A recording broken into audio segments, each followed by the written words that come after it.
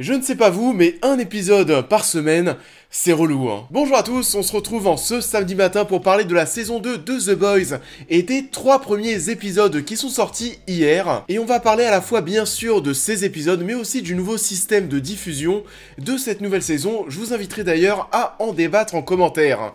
Mais avant de passer à la critique, je voudrais remercier Panini Comics, le sponsor de la vidéo, parce que j'ai quelque chose à vous présenter qui vous intéressera très certainement si vous aimez les comic books de super-héros, et vu le sujet de la vidéo, bah ça doit être le cas. Hop, regardez ce que j'ai reçu. Bon là vous allez vous dire, Guillaume, c'est les comic books. Mais en fait, sachez que Panini Comics lance depuis quelques semaines une nouvelle collection. C'est écrit tout en des livres, les must-have. Et ça nous est déjà tous arrivé, ça m'est arrivé et ça arrivera encore à plein d'autres personnes, de se demander, en voulant se lancer dans la lecture de comic books, par quoi commencer? Tout simplement, parce que c'est vrai que des histoires, eh ben il y en a eu des tonnes. Comment savoir quelles sont celles qui ont été les plus importantes, les plus fortes, les plus mémorables, celles à côté desquelles il ne faut pas passer? Et bah justement, cette nouvelle collection est faite pour ça, c'est le best-of de chez Marvel. C'est une révolution. Donc aujourd'hui, quels sont ceux que j'ai reçus? Et Spider-Man, Spider-Verse, Civil War, dont vous connaissez certainement la version cinéma, qui va parler de la division des Avengers en 2 équipes qui vont se combattre, mais aussi Avengers, la séparation, encore Wolverine, Old Man Logan, dont s'inspire bien sûr Logan. Enfin bon, même si vous ne les avez pas lus, je suis persuadé que vous avez déjà entendu tous ces noms. Comme je vous le disais, c'est la collection parfaite pour découvrir ou redécouvrir tout ça. On parle vraiment de beaux livres qu'on pourra facilement exposer ou conserver dans nos bibliothèques, et vous allez pouvoir retrouver cette collection et ces comics au prix de 14,95€ le livre, via les liens que vous avez en description de vidéo, mais aussi en librairie. C'est facile d'accès, facile à la lecture, n'hésitez pas à vous y intéresser.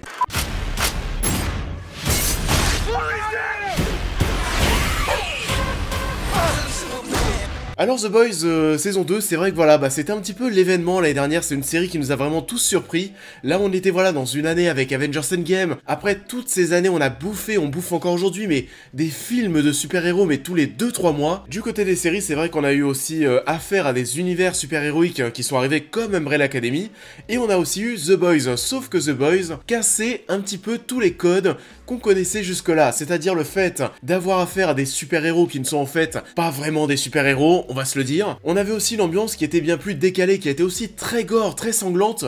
On n'avait vraiment pas l'habitude de voir ça. Et ce qui a été aussi surprenant, même si on parle d'univers super-héroïque et qu'en soi ça intéresse quand même pas mal de monde, bah c'est une série The Boys qui est sortie un petit peu nulle part, on l'attendait pas vraiment l'année dernière, et ça a été un plaisir de retrouver The Boys, un plaisir de retrouver tous ces personnages, que ce soit cette équipe emmenée par Billy contre les 7, même si quasiment l'intégralité, je trouve, sont encore un petit peu osef dans cette saison 2. On va d'ailleurs directement avoir cette comparaison avec ce montage alterné et montrer les deux styles de vie différents qu'il y a entre les deux groupes, eux qui exercent vraiment dans l'ombre avec peu de moyens, et du côté des 7, c'est bien plus lumineux, ils sont exposés, ils ont une vie qui est toute rose. Et on va retrouver bien sûr le Homelander, qui est un des personnages, je pense, sur les dernières années, qui m'a le plus surpris, le plus marqué. C'est un personnage vraiment très mystérieux qu'on va prendre encore beaucoup de plaisir à suivre, et dans cette saison 2, c'est pareil, dans ce début de saison, c'est un personnage qui va encore se montrer totalement imprévisible.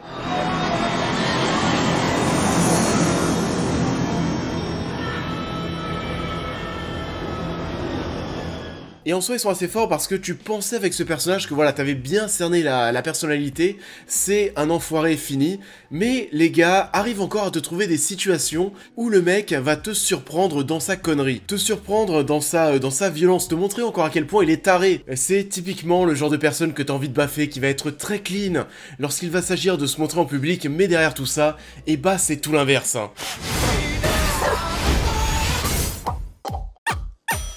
Cette saison 2 pour l'instant, parce que bon c'est compliqué de vous donner un avis global alors qu'on a simplement accès aux 3 premiers épisodes, c'est pour ça qu'on en reparlera d'ailleurs dans une critique plus complète à la fin de la saison. Pour l'instant, The Boys saison 2 se concentre désormais bien plus sur la confrontation entre les Boys et les 7. C'est l'enjeu de la saison visiblement, là où la saison 1, bon c'est normal, c'était une première saison mais on était bien plus dans l'installation de l'univers, dans le fait de comment montrer aux spectateurs comment fonctionne cet univers avec ces super-héros qui sont très marketés, qui font des campagnes de communication, enfin voilà, c'est des produits marketing. Naturellement, ce début de deuxième saison, on passe un petit peu moins de temps sur cet aspect, et si on aime aussi The Boys, c'est aussi parce qu'on aime ce côté mauvais garçon en quelque sorte. Ce côté mauvais garçon qui va clairement nous sortir de notre zone de confort, en tout cas voilà, de ce qu'on a l'habitude de voir surtout.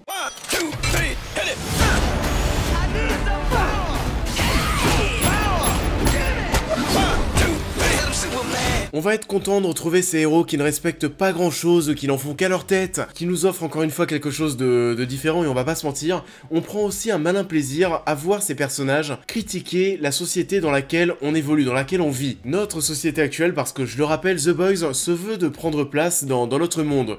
On va avoir des références et même des caméos de personnalités que l'on connaît, on va avoir Seth Rogen. On va aussi énoncer des noms connus de notre culture, que ce soit Terminator, John Connor, Harry Potter, Hunger Games, Hans Zimmer aussi. Tout ça, c'est fait pour nous montrer que ces super-héros vivent parmi nous, que c'est notre monde. J'en avais déjà aussi parlé dans ma critique de la saison 1 il y a un an, les costumes des super-héros font très cheap aussi, et c'est voulu. Le but, c'est de montrer en quelque sorte qu'ils ne sont pas trop surréalistes, trop superficiels. Ce monde, c'est donc le nôtre, et qu'est-ce qu'on va critiquer? Ça va être l'image, soi-disant trop clean des super-héros. Le financement de la guerre, on va aussi parler dans cette saison 2, on va commencer à en parler, mais voilà, il y a un petit côté féministe qui est en train de se mettre en place, et le féministe aussi un petit peu forcé, parce qu'on va avoir des scènes, on va voir qu'au final, les héroïnes, et le féminisme, ça leur passe aussi un petit peu au-dessus de la tête, enfin, du moins, elles sont pas non plus ultra à fond. Rien à foutre. Et on va avoir ça notamment avec le personnage de Stormfront qui va rejoindre les 7 et qui donc est une femme en plus dans cette équipe. C'est pas un choix qui va être du hasard parce qu'on voit encore une fois que cette société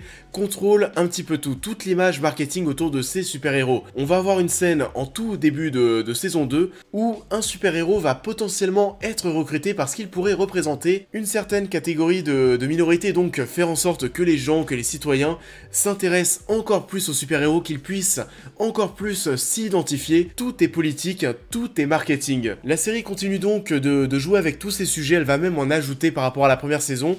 On se régale à suivre tout ça, et donc, qu'est-ce qu'on attend le plus dans le reste de cette saison 2? Déjà de 1, les retrouvailles entre Billy et sa femme qui devraient être assez horribles du côté de Billy. On voit bien que lui fait tout, il essaye de tout mettre en œuvre pour essayer de la retrouver, sauf que elle, de son côté, je suis pas sûr qu'elle en ait vraiment envie, ça a pas l'air d'être le cas. On a aussi hâte ou non de voir comment va continuer la bonne cohésion de ces deux groupes, que ce soit les 7 ou alors les Boys, parce qu'on voit bien du côté des Boys que ça commence à clasher un petit peu entre Billy et Yui qui se battent en quelque sorte pour le leadership du groupe, et c'est sûr que Billy a plus de charisme, plus de force pour diriger tout ce petit beau monde, mais voilà, c'est aussi un personnage qui est moins, j'ai pas envie de dire moins réfléchi, mais qui va plus être dans la violence, là où ce groupe peut-être a besoin d'un cerveau de quelqu'un qui va un petit peu plus réfléchir, être un petit peu plus dans la réflexion. Et du côté des 7, là aussi on est pressé de voir ce qui va se passer, ça risque d'être un petit peu explosif quand on voit comment se termine l'épisode 3. Stormfront a l'air de s'en battre royalement les couilles du Homelander,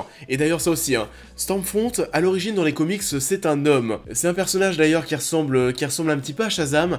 Le fait qu'elle soit une femme dans The Boys, là aussi ce n'est pas dû au hasard, et en soi c'est aussi du marketing. Je vous rappelle que cette saison va aussi traiter le thème du féminisme des femmes, et donc qu'est-ce qu'il y a de mieux pour tenir tête au protecteur, au Homelander?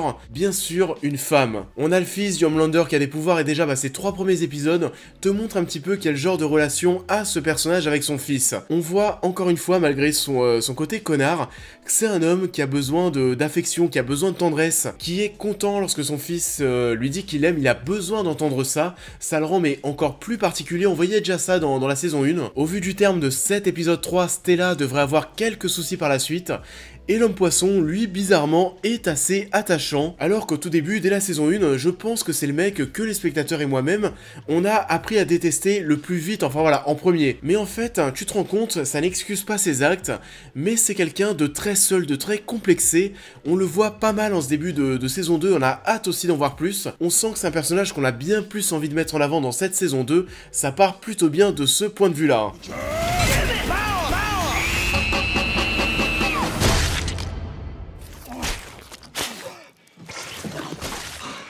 Okay, you guys go ahead, I'm good. On a aussi la scène où il va chanter avec ses branchies qui est génialement décalée, c'est The Boys, c'est ce qu'on aime. Translucide aussi au début dans son cercueil qui est transparent, c'est très cool. J'ai bien aimé ce début de saison 2 de The Boys. Le problème, c'est que pour la suite, il faut attendre, et c'est là où je veux ouvrir le débat parce qu'on en a même pas parlé, il me semble, sur la chaîne. Rappel des faits, The Boys sort il y a un an sur Amazon Prime dans son intégralité. On avait accès directement à l'intégralité des épisodes, comme le fait Netflix depuis des années. De l'eau a coulé sous les ponts, The Boys a commencé à devenir bien sûr populaire, la saison 2 s'est fait attendre, et qu'a décidé de faire Amazon Prime, de sortir 3 épisodes, on en a parlé aujourd'hui, et les autres épisodes vont arriver semaine après semaine.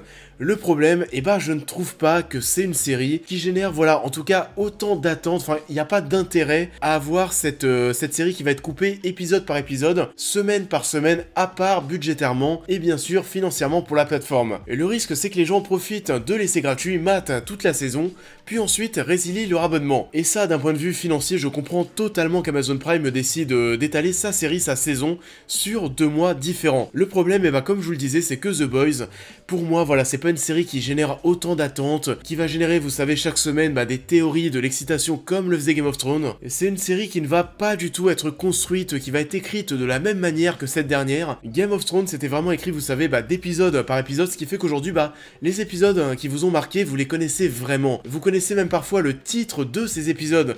The Boys, c'est une série comme Netflix, tu vas te souvenir de la saison dans son intégralité, mais pas forcément d'un épisode précis. Et c'est ultra différent parce qu'on va se retrouver parfois avec des épisodes qui se laissent le choix, qui se laissent l'opportunité d'être assez creux parfois. J'ai pris plaisir à retrouver The Boys saison 2 dans l'épisode 1, beaucoup de plaisir, mais les épisodes 2 et 3, on va pas se mentir, sont assez creux. La fin de l'épisode 3, attention, est très bonne, mais en soi, attendre une semaine pour avoir l'épisode 2 ou l'épisode 3, je pense que pas mal de personnes vont être déçues. Et ça, ce n'est que mon avis, on en a parlé un petit peu entre nous, critiques cinéma-série. Je vous demande, vous aussi en commentaire, à me dire ce que vous en pensez. Est-ce que vous n'auriez pas préféré, comme moi, avoir tout d'un coup et mater ça tranquillement ce week-end, être immergé à 100% dans cet univers? À vous de me le dire en commentaire aussi. En tout cas, ce qui est sûr, c'est que j'ai hâte de voir la suite, et que The Boys aujourd'hui, c'est vrai, on en fera une critique, comme je vous le disais, complète à la fin de la saison, mais The Boys aujourd'hui, c'est en train de devenir, voilà, une des séries que je préfère, et devant lesquelles je m'éclate le plus. Ça en est tout pour cette critique des 3 premiers épisodes de The Boys. Je vous invite, comme d'habitude, à liker, à partager cette vidéo, à me dire en commentaire ce que vous avez pensé de ce début de saison. N'oubliez pas, comme d'habitude, pour les nouveaux, de vous abonner, de me suivre sur tous les réseaux, de devenir membre soutien si vous souhaitez aider la chaîne. Et on va rester dans les univers super-héroïques parce que la prochaine vidéo sera consacrée aux jeux vidéo Avengers. Et ce n'est pas dit qu'on s'arrête à ça, on devrait continuer de parler un petit peu de super-héros la semaine prochaine. En attendant, je vous souhaite à tous un bon week-end et je vous dis à très vite.